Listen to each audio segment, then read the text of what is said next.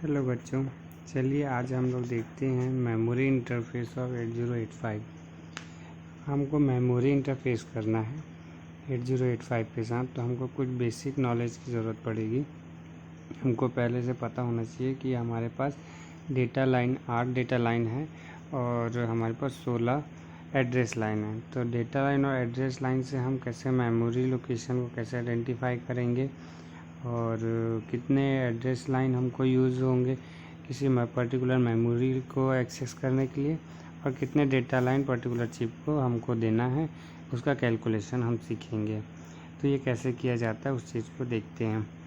तो यहाँ पर एक क्वेश्चन आपको दिखा रहा हूँ मैं। यहाँ पर देख रहे हैं कि हमको एक इंटरफेस करना है जो कि 2K हमारे पास 2K बाइट का हमारे पास मेमोरी है, जो कि 8085 के साथ इंटरफेस करना है। उसमें भी हमको यहाँ पर स्पेसिफाई किया गया है कि हमारा स्टार्टिंग एड्रेस है 8000H से हमको चालू करना है।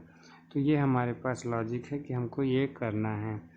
तो यहाँ पर आपको क्वेश्चन कुछ इस तरीके से देगा कि 2K किलोबाइट, जो किलोबाइट हमारे पास 2 किलोबाइट का जो मेमोरी है उसको हम कैसे एक्सेस करेंगे और कितने एड्रेस लाइन की ज़रूरत पड़ेगी, उससे कैलकुलेट करने के लिए हमको यहाँ पर कुछ कैलकुलेशन की ज़रूरत पड़ेगी। जैसे कि हम यहाँ पर पहले ये हमारे पास जो दिया हुआ एड्रेस के बारे में बताया है A0 से लेके A15 तक का हमारे पास यहाँ पर है।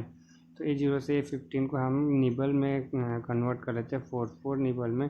तो 1 2 3 4 हमारे पास 4 पैटर्न में सेपरेट हो जाएगा, जो कि A0 से A3 और A4 से लेके A7, A8 से लेके A11 और A12 से लेके A15, इस तरीके से 4 निबल में सेपरेट हम लोग कर लेते हैं। फिर उसके बाद हमको यहाँ पर बोला गया है कि एड्रेस जो है हमारा 8000 से चालू होगा। तो 800 को डिनोट करता हुआ हम यहाँ पर लॉजिक बनाएंगे, जो कि हमारे लॉजिक को डिनोट कर रहा है स्टार्टिंग एड्रेस को। जो एड्रेस हमारे यहाँ से शुरू होगा, यहाँ से जो चार बीट का जो बना हुआ है, ये यहाँ पर हमारा 8 को रिप्रेजेंट कर रहा है। वैसे ही बाकी दूसरा निबल जो ये 0 को, ये 0 को और ये 0 को, इस तरीके से हमारे पास 8000 का पहला स्टार्टिंग एड्रेस हमको मिल गया है यहाँ पर, जैसा कि डिनोट किया जा रहा है। फिर हमारा इस तरीके से हो गया। अब हमारा आखिरी एड्रेस क्या होगा, जो कि हमारा टोटल लेंथ, जो एड्रेस का लेंथ है 2K बाइट।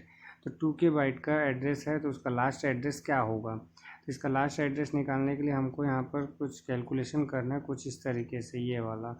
तो जो कि 2K पावर में हमारे पास 2K का इक्वलेंट होता है, जो कि हमारा 2K का इक्वलेंट हमारा होता है 2048। 2048 का इक्वलेंट हम 2K पावर में लिखेंगे तो वो होता है 2 का पावर 11। तो इसका मतलब यहाँ पर जो 11 आया है, 2K पावर में जो 11 आया है, वो 11 हमको डिनोट करता है कि हमको इतने एड्रेस लाइन की ज़रूरत पड़ेगी पर्टिकुलर मेमोरी के टोटल मेमोरी को एड्रेसिंग करने के लिए। तो इट मीन्स व्हाट, हमारे पास 11 एड्रेस लाइन होने चाहिए। तो 11 एड्रेस लाइन होने चाहिए। इसके लिए तो हम यहाँ से गिनेंगे, तो A0 से गिनेंगे तो हमारा 10 तक जाता है। तो A0 से A10 तक हमारा फुल एड्रेसिंग लाइन के लिए यूज़ होगा। इट मीन्स व्हाट, हम यहाँ से यहाँ तक सिर्फ एड्रेसिंग के लिए इसको यूज़ करेंगे। ये इतने बिट हमारे सिर्फ एड्रेस के लिए होगा, बाकी हमारा अनदर पर्पज़ के लिए यूज़ किया जाएगा। वो क्या होगा उसको लिखेंगे। तो यहाँ पर हम इसको देख पा रहे हैं कि हमको यहाँ पर लिख के भी बताया जा रहा है कि directly given to memory chip. तो हमको इसको डायरेक्टली हम मेमोरी चिप को देंगे। और बाकी जो बच रहा है, जो कि हमारा A11 से लेके A15 हमारा ये डिकोडिंग लॉजिक के लिए यूज़ किया जाता है। ये डिकोडिंग लॉजिक क्या होती है उसको आगे देखते हैं। तो चलिए हम नेक्स्ट पेज में जाते हैं, इसका क्या है आगे देखते हैं। तो यहाँ पर देखेंगे डिकोडिंग लॉजिक कहने का मतलब क्या है। तो सबसे पहले हमारा लास्ट एड्रेस क्या बन पा रहा है उसे देखते हैं हम लोग। तो लास्ट एड्रेस हमारा यहाँ पर देख पा रहे हैं कि पहला एड्रेस तो हमने पहले से जो दिया गया था वो उस एड्रेस को डिनोट किए। लास्ट एड्रेस का कोड हमारे पास इस तरीके से आ रहा है, क्योंकि हमारा लास्ट यहाँ से शुरू होने वाला बिट 11 से लेके 15 तक की बिट एज इट इज़ यहाँ नीचे आएगी, तो उसको हम वैसे ही लिख लेते हैं। और यहाँ से 10 से लेके हमारा A0 तक का जो बिट है वो हमारा 00 से लेके हर एक बिट लास्ट एड्रेसिंग हमारा 1111 तक जाता है। तो इसको अगर हम इस कोड को, अब हमारे पास जो ये कोड मिला है आखिरी वाला कोड, उसका रिप्रेजेंटेशन हमारा इस तरीके से आता है, जो कि 87FFH तक हमारे पास एड्रेस बनता है। तो ये हो गया हमारा फाइनल एड्रेस।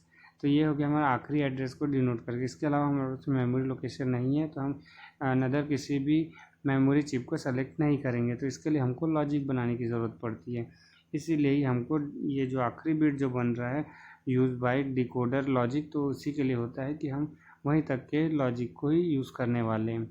तो इस चिप का हम यहाँ पर यूज़ करेंगे। यहाँ पर हम एक नैंड गेट को यूज़ कर रहे हैं, एक नैंड गेट यूज़ कर रहे हैं जो 5 इन 1 आउट का है। यहाँ पर हमारे पास A11, A12, A13 और A14 एंड 15, ये जो हमारे पास 5 बिट है उसका जो लॉजिक हमने पीछे अभी टेबल से जो निकाला था उसी के अकॉर्डिंगली हम इसको लॉजिक देंगे। तो हमारा आउटपुट में इसका लॉजिक 0 आना चाहिए। लॉजिक 0 आने के लिए हमारा पहला बिट 1 आया है तो बाकी 0 0, इसलिए हम उसमें नॉट गेट को यूज़ करते हुए नैंड गेट का इनपुट में देते हैं। इसके जरिए जब भी हमारा लॉजिक आएगा इसका लॉजिक 0 आएगा आउटपुट में। तो 0 जब आएगा तो क्योंकि हमारा जो चिप सेलेक्शन CS जो होता है चिप सेलेक्शन लॉजिक 0 होता है, जब इसको लॉजिक 0 मिलता है तभी हमारा ये चिप ऑन होता है। तो ये चिप ऑन हो जाएगा और उस समय ही हमको ये एड्रेस को एक्सेस करने देगा। तो जब तक कि हमारा ये लॉजिक नहीं बन जाता तब तक हम मेमोरी चिप को एक्सेस नहीं कर सकते। तो ये इसका मतलब ये जो कोड है यही कोड हमारा चिप सेलेक्शन का काम करेगा। तो इस लॉजिक को हम इस तरीके से डिज़ाइन करेंगे। अब यहाँ पर देखते हैं हमारा फुल कोडिंग कैसा होगा। यहाँ पर हम देख पा रहे हैं कि हमारा जो माइक्रो प्रोसेसर है, माइक्रो प्रोसेसर से कुछ बिट तो हमारे पास डायरेक्टली आते हैं, कुछ को हमको चिप के थ्रू अलग अलग करना होता है। तो यहाँ पर रेफरेंस दिया हुआ है, इसका मैं इसका मतलब बता दूँ कि हमारा AD0 से AD7 जो होता है वो हमारा डिकोड करने की ज़रूरत पड़ती है, क्योंकि वो मल्टीप्लेक्स फॉर्म में आता है तो डीमल्टीप्लेक्स करने की ज़रूरत पड़ती है। तो यहाँ पर हम ऐसा मान ले रहे हैं कि हमारे पास वो चिप के अकॉर्डिंगली चिप के थ्रू जो 74S3773 है उस IC के थ्रू हम इसको डिकोड कर लिए हैं। ALE के थ्रू इससे डिकोड किया जाता है। तो हम यहाँ पर AD0 और AD7 हमारे पास अलग अलग हो चुका है और इस तरीके से हम यहाँ पर एड्रेस लाइन जो कि इस IC के जो डायरेक्टली एड्रेस लाइन है उसको हम माइक्रो प्रोसेसर के थ्रू डायरेक्टली हम इसको इनपुट में दे देंगे। वैसे ही डेटा लाइन को भी पूरा AD0 से AD7 हम यहाँ पर दे देंगे। यहाँ पर जो चिप सेलेक्शन पिन है, चिप सेलेक्शन पिन इस कोड के कारण हम यहाँ पर इस तरीके से लॉजिक बनाते हुए इनपुट देंगे चिप को। आगे देखते हैं, यहाँ पर भी हमारे पास MEMW और MEMR बार जो हमारे पास लॉजिक है, यहाँ पर भी हम इसको समझ लेते हैं। जो कंट्रोल सिग्नल होता है, इनपुट आउटपुट मेमोरी बार जो होता है और रीड बार और राइट बार जो हमारे पास होते हैं, इन तीनों लॉजिक को यूज़ करते हुए हम इस लॉजिक को डेवलप करते हैं। वो भी एक डिकोडर IC के थ्रू होता है। 3x8 डिकोडर से इसका लॉजिक डेवलप किया जाता है। तो हम भी यहाँ पर मान लेते हैं कि उसके थ्रू हमको ये लॉजिक मिल चुका है। तो ये रीड का हम रीड को दे देंगे, राइट का राइट को दे देंगे, क्योंकि दोनों ही इसका इनपुट भी एक्टिव लो है, इसका आउटपुट भी एक्टिव लो है, तो इसको डायरेक्टली दिया जा सकता है। इसमें हमको नॉट गेट लगाने की इस तरीके से ज़रूरत नहीं पड़ती है। तो इस तरीके से हमारा ये पूरा का पूरा चिप जो मेमोरी चिप है उसको हमने माइक्रो प्रोसेसर 8085 के साथ इंटरफेस कर लिया है। और भी एक क्वेश्चन है, हम उस चीज़ को देख लेते हैं वो कैसा, और भी किस तरीके के क्वेश्चन आते हैं हमको उस तरीके को हम देख लेते हैं। तो ये उसी चीज़ प्रीवियस क्वेश्चन को अटेम्प्ट करने का तरीका बता रहा है। अब यहाँ पर हम देखते हैं एक डिकोडर IC। यहाँ जैसे कि हमने यहाँ पर एक लॉजिक नैंड गेट के थ्रू इसे बनाया है, तो नैंड गेट के थ्रू ना बनाकर हम इसको डिकोडर के थ्रू से भी बना सकते हैं। तो डिकोडर कैसा काम करेगा उस चीज़ को देखते हैं। तो वही क्वेश्चन है, सेम क्वेश्चन है, उस चीज़ को हम देखते हैं कि ये कैसा काम करेगा।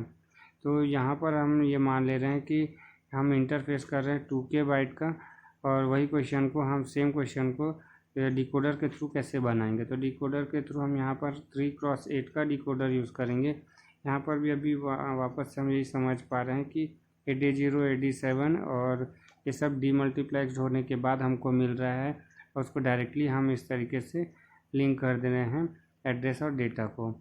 उसके बाद यहाँ पर जो मेमोरी रीड एंड राइट बार जो था उसको भी हमने दे दिया। जो चिप सिलेक्शन जो कोडिंग था उसको हम 3x8 डिकोडर के थ्रू हम बनाने की कोशिश किए। तो इस लॉजिक के अकॉर्डिंगली हमारा जब ये लॉजिक डेवलप होगा उसी समय ही जीरो लॉजिक आएगा, तब हम इसको चिप सिलेक्शन के लिए देंगे। अगर हमारा 13, 12 और 11 का लॉजिक कुछ भी अलग आ जाता है तो हमारा अनदर कोई पिन सेलेक्ट होगा, जिसके कारण हमारा चिप सेलेक्ट नहीं होगा। तो इससे हम यहाँ पर कंफर्म हो सकते हैं कि हमारा इस तरीके से काम करेगा। यहाँ पर जो G1 जो देख रहे हैं, एक्चुअली इसको G1 जो होता है इसको इनेबल पिन होता है, मतलब हमारा जो डिकोडर IC है वो उस समय इनेबल होता है। तो हमारा 15A15 जो है इस चिप को इनेबल करने का काम करता है। तो मतलब वह हमारा इसका लॉजिक 1 आना चाहिए, 15 का लॉजिक 1 आना चाहिए और अनदर बाकी सारे पिन की लॉजिक 0 आना चाहिए, क्योंकि यहाँ पर G2 और G2B G2A एक्टिव लो है तो उसकी वैल्यू भी 0 आएगी, तभी हमारा ये पूरा का पूरा लॉजिक सेलेक्ट होगा और हमारा चिप सिलेक्शन वाला चिप भी सेलेक्ट होगा। तो इस तरीके से हम डिकोडर के थ्रू भी हम ये लॉजिक बना सकते हैं। हमको नैंड गेट, नॉर गेट वगैरह इस तरीके का लॉजिक गेट्स की एक्स्ट्रा ज़रूरत नहीं पड़ती है। डिकोडर का IC के थ्रू भी हम इस चीज़ को परफॉर्म कर सकते हैं। नेक्स्ट वीडियो में मैं और भी क्वेश्चन को बताऊंगा। अभी के लिए इतना काफ़ी है। Okay, thank you.